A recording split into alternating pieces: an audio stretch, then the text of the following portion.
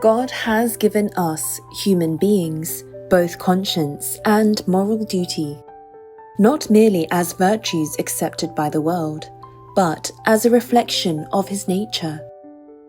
Children, obey your parents in the Lord, for this is right. This verse shows that obeying one's parents is not merely a moral custom, but an act that God Himself declares to be right. Many people have various views about what is right. However, our standard is found in God. We regard something as right because God has declared it to be right.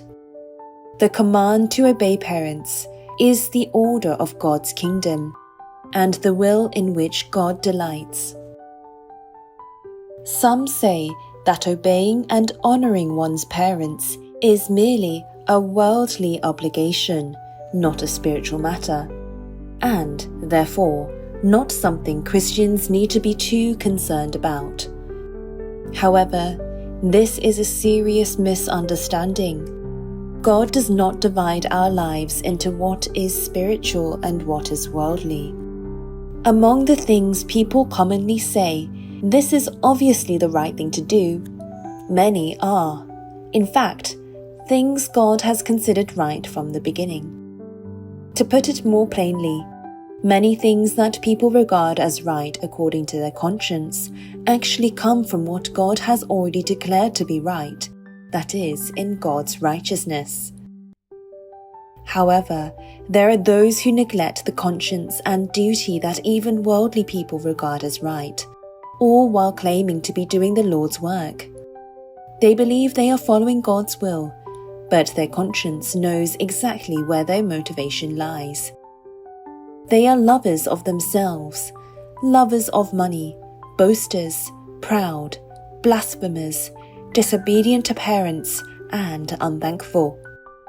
Yet, they deceive themselves with reasoning and good-sounding excuses they have made up themselves.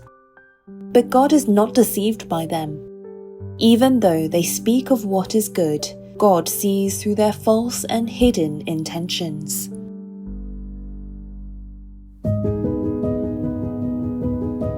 The act of neglecting what is right takes place even within the church community. Some undermine universal moral duty and ethics and draw others into the same behavior. They know well that the more people participate, the less evil their actions appear. However, God does not regard majority agreement as righteousness. Causing many to stumble by ignoring conscience and order while justifying oneself is an act God hates. Even if they speak with beautiful words, God knows their distorted motives and will surely judge them. We must stand on God's rightness. God is righteous. His ways are straight and true, and His commandments rejoice our hearts. The psalmist confesses, "Therefore, all your precepts, concerning all things I consider to be right, I hate every false way." This confession must now become our own. Only then can we take part in God's grand plan. God has commanded us to obey our parents for this very purpose. Let us respect the duty and conscience that are grounded in God's will. Let us walk in the way that is just and righteous, so that our lives and church may be pleasing to Him.